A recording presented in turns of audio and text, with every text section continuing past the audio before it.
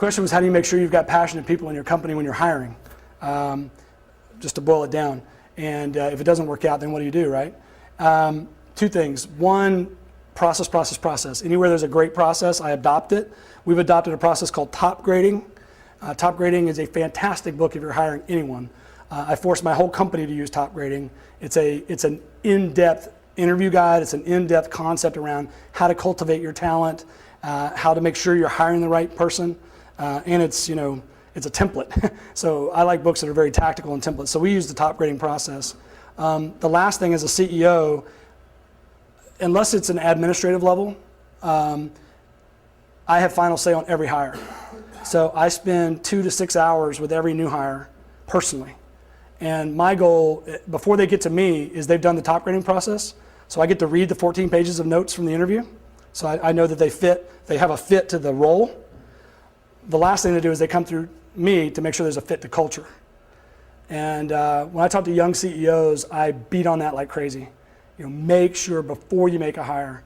I mean, it takes us 6 months to make a hire. I could have short-circuited that to 2 and gotten a pretty good guy. And it was harder those 6 months. It was a lot harder because I was juggling more and I had to do more, and I really needed the help on that CEO role. But I got the right guy. He fits culturally.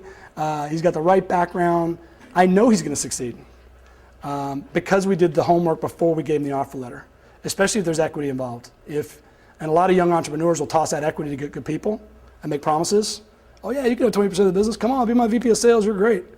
Read Topgrading, commit yourself to understanding what you want your culture to be.